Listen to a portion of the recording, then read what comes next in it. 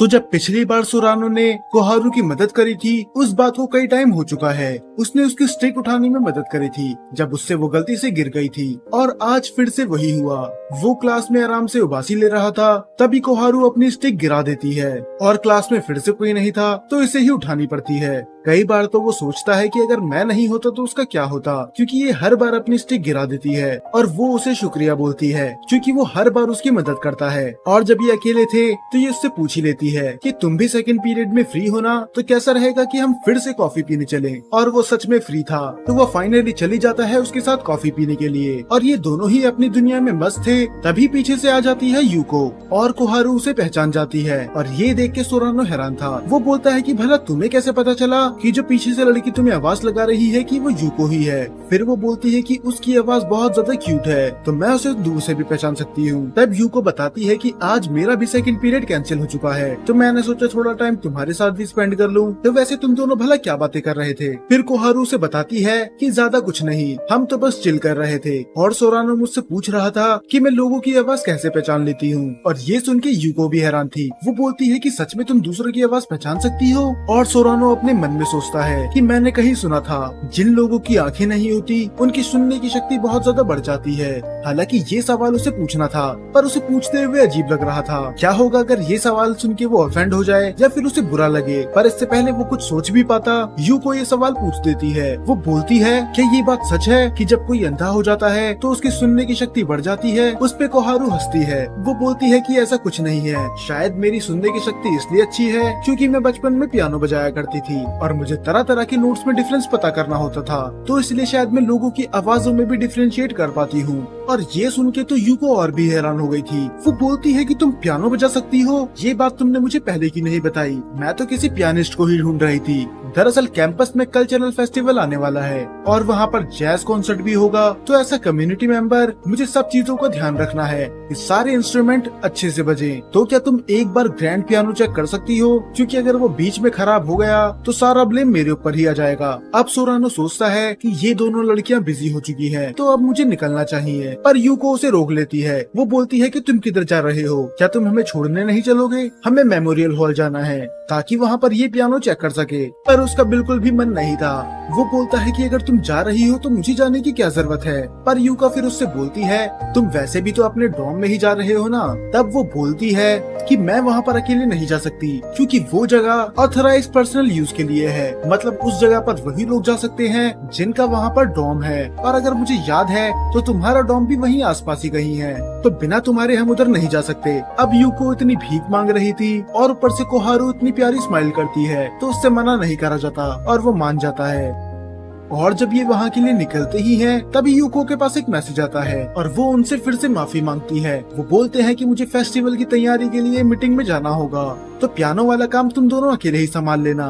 और वो उस बेचारे को वहाँ पर अकेला छोड़ के चली जाती है। और फिर सोरानो कोहारू को लेके जाता है उस हॉल में जहाँ पर वो उस पियानो को छूकर हैरान हो गई थी। वो बोलती है कि ये तो सच में ग्रैंड पियानो है, जो पियानो मेरे पास था ये उससे कहीं ज्यादा महंगा और कहीं ज्यादा बेहतर है। अब उसके मन में फिर से एक सवाल था, पर इस बार वो पूछ लेता है। वो बोलता है कि अगर तुम देख नहीं सकती तो तुम इन कीज को याद कैसे करती हो, क्योंकि कई सारे पियानिस्ट तो ऐसे होते हैं जो बिना शीट के म्यूजिक बजा तक नहीं सकते। तब वो स्माइल करते हुए बोलती है कि ऐसा नहीं है, मैं बस वही गाने बजा सकती हूँ जो मुझे याद है। दरअसल पहले मैं देख सकती थी, तो मैंने जब जो गाने बजाना याद रखे वो मुझे अभी तक याद है। और उसके साथ साथ ऐसे कई हैबिट्स हैं जो मेरे पास अभी भी है, जैसे पियानो बजाते बजाते शीट की तरफ देखना, या फिर जब कोई मुझसे बात करता है तो उनकी तरफ घूम जाना जैसे कि मानो मैं उन्हें देख सकती हूँ। और यहाँ तक कि जब फायर क्रैकर्स फूटते हैं तब तो मैं आसमान की तरफ देखती हूँ। हाँ, मुझे पता है कि मैं ये सब चीजें नहीं देख सकती, पर ये मेरी मसल मेमोरी का पार्ट है। इसका मतलब ये शुरू से ब्लाइंड नहीं थी,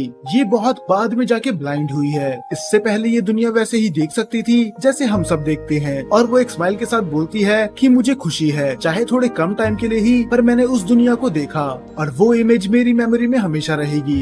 इस पे तो सोरानो को समझ में नहीं आता कि वो क्या बोले, क्या वो उसकी तारीफ करे या उसे मोटिवेट करे। उसे तो ऐसा लग रहा था कि अगर वो कुछ भी बोलेगा वो चीज उसे रूढ़ी लगेगी, तो वो चुप रहना ही पसंद करता है। तो इसके बाद इसके अंदर आ जाती है अरीमा कोसे की आत्मा और ये पियानो इस तरह बजाती है जिससे सोरानो एक अलग ही दुनिया में चली जाता है। वो सच में बहुत ज्यादा कमाल की थी, बिना देखे भी वो कितना अच्छा बजा लेती है। और जब अपनी परफॉर्मेंस खत्म होने के बाद वो उससे पूछती है कि उसे कैसा लगा, तो वो उसकी तारीफ करता है कि ये सच में कमाल था। पर आखिरकार ये पीस था कौन सा?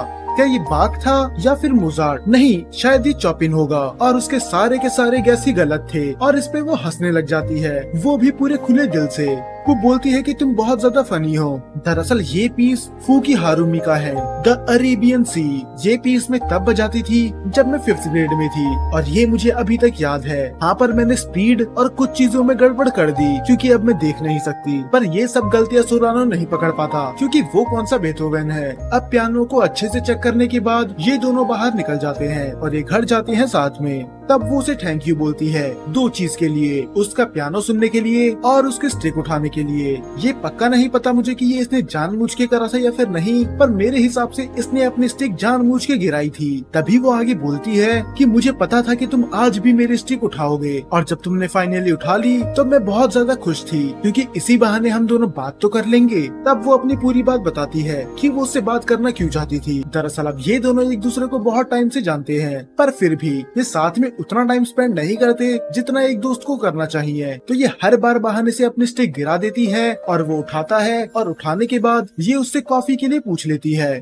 हाँ, मैं तुमसे डायरेक्ट पूछ भी सकती थी, पर तुम्हें पता है ना कि मैं देख नहीं सकती, तो मुझे पता नहीं चलता कि तुम किधर बैठे हुए हो। और मैं बीच लेक्चर में तुमसे चिल्ला के तो नहीं बोल सकती कि सोरानो मेरे साथ कॉफी पीने चलो, क्योंकि ये तो बहुत ज्यादा एम्बेरेसिंग होता। और वो स्माइल करने लग जाती है। तब सोरानो बोलता है कि अगर तुम्हें टाइम स्पेंड करना ही है तो तुम मुझे मैसेज भी तो कर सकती हो, तुम्हारे पास मेरा नंबर तो है ही। और वो हैरान हो जाती है, तो क्या मैं तुम्हें कभी भी मैसेज कर सकती हूँ अगर मेरा तुम्हारे साथ घूमने का मन हो? और वो हाँ बोल देता है। अब फिर से कुछ दिन बीत जाते हैं और आज क्लास में सोरानो पढ़ रहा होता है अट्रैक्शन और साइकोलॉजी के बारे में। टीचर क्लास में समझाते हैं कि जब 2 अपोजिट जेंडर एक दूसरे को देखते हैं तो वो कैसे रिएक्ट करते हैं। जब कोई भी पर्सन किसी दूसरे पर्सन को देखता है जिसे वो पसंद करता है, तब उसकी हार्ट बीट बढ़ना शुरू हो जाती है, उसका दिमाग ढंग से काम नहीं करता, यहाँ तक कि उसके सपने में भी वही चीजें चलती हैं। तब टीचर सबसे पूछते हैं, मैं गारंटी के साथ कह सकता हूँ कि ये चीजें तुम्हारे साथ भी हुई होंगी। क्या तुम्हारी लाइफ में कोई पर्सन है जिसे तुम डेली बेसिस पे देखते हो?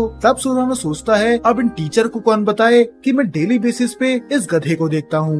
नारुमी मेरा रूममेट है और मैं इसके अलावा तो ज्यादा किसी से बात भी नहीं करता। कहीं ऐसा ना हो जाए कि बाद में मुझे इससे ही शादी करनी पड़े, क्योंकि इसके अलावा तो मेरी लाइफ में कोई है ही नहीं। तब वो क्लास खत्म होने के बाद बाहर निकलता है और फिर उसके पास आता है एक मैसेज, और ये मैसेज था कोहारू का। तब वो उसे माजिमारू शिप देखने के लिए बुलाती है और सोरानो सोचता है कि मैं ही था जिसने इससे कहा था कि तुम मुझे कभी भी मैसेज कर सकती हो। पर इसका जाने का मन बिल्कुल नहीं था, क्योंकि हम जानते ही हैं इसे लोगों से मिलना बिल्कुल अच्छा नहीं लगता। पर क्या करे, अब वो उससे वादा कर चुका था तो ये वहाँ पर चल ही जाता है। कोहारू मिल जाती है उसे शिप के पास ही, और पता नहीं आज क्यों और कैसे जब कोहारू उसकी तरफ स्माइल करते हुए देखती है उसकी दिल की धड़कनें बढ़ जाती है। ऐसा आज से पहले कभी नहीं हुआ। वो खुद को तसल्ली देता है कि नहीं, ये अट्रैक्शन नहीं है, ऐसा बस इसीलिए हो रहा है क्योंकि मैंने आज क्लास में इसके बारे में पढ़ा है, और शायद मेरा दिल बस इसीलिए धड़क रहा है क्योंकि मैं भाग के यहाँ पर आया हूँ और कोई रीजन नहीं हो सकता। तब वो बोलता है कि तुमने आखिर मुझे यहाँ पर बुलाया क्यों है। फिर कोहारू से पूरी बात बताती है। वो बोलती है कि मैंने इस शिप के बारे में बहुत कुछ सुना है और मेरा सपना था कि मैं इस शिप को अंदर से देखूं, तो मैं चाहती हूँ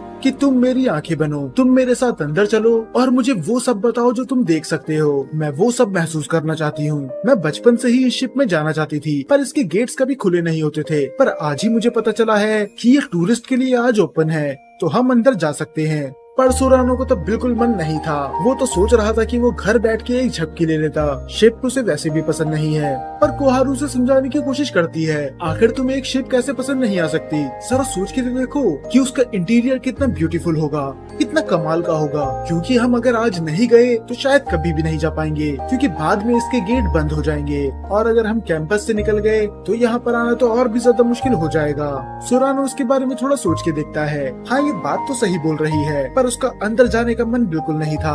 पर जब वो उसके चेहरे की तरफ देखता है उसे उस पे दया आ जाती है कि ये बेचारी कितना एक्साइटेड है, तो मैं इसका मूड खराब नहीं करना चाहता। और फिर वो फाइनली मान जाता है। तो वो अंदर जाता है, उसे सारी चीजें बताता है कि ये जगह दिखने में कैसी है, इसका कलर कैसा है, ये किस मटेरियल से बना है, और भी कई सारी चीजें। वो उसे शिप की एक एक छोटी छोटी चीज दिखाता है, और जो उसे खुद नहीं पता होती वो चीज वो इंटरनेट से पढ़ के बताता है। और फाइनली जाते हैं ये शिप के टॉप पे, और वो ऊपर की हवा महसूस करती है। वो बोलती है कि मुझे तो ऐसा लग रहा है कि मैं समुद्र में ये शिप चला रही हूँ। और वो उसे थैंक्स बोलती है उसे इतना सब कुछ दिखाने के लिए। अब उसने पूरी शिप देख ली थी, तो वो दोनों घर जाने लग जाते हैं। पर तभी उसके दिमाग में एक चीज आती है, और वो पीछे मुड़ती है और अपने हाथ फैला लेती है, और वो बोलती है कि मैं टाइटैनिक का पूछ कर रही हूँ। दरअसल जब मैं अपनी आंखों से देख सकती थी तब मैंने वो मूवी देखी थी, और वो सीन मुझे बहुत ज्यादा पसंद था। मुझे हर बार से वो सीन करना था। तब वो सोरानो से बोलती है, चलो इस सीन को फिर से रिक्रिएट करते हैं, तुम बनोगे जैक, मैं बनूंगी रोज।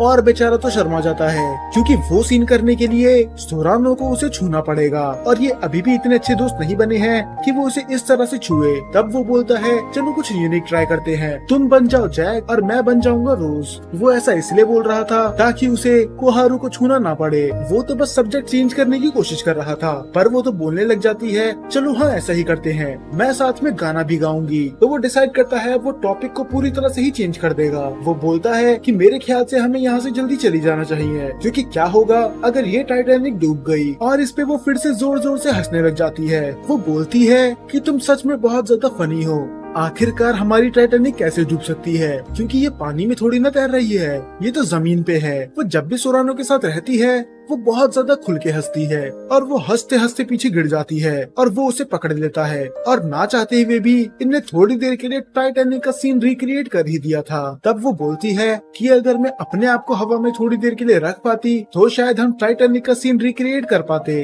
और उसके दिल की धड़कनें फिर से बढ़ने लग जाती है। पर अब वो क्या बहाना देगा, क्योंकि अभी तो वो भाग के भी नहीं आया।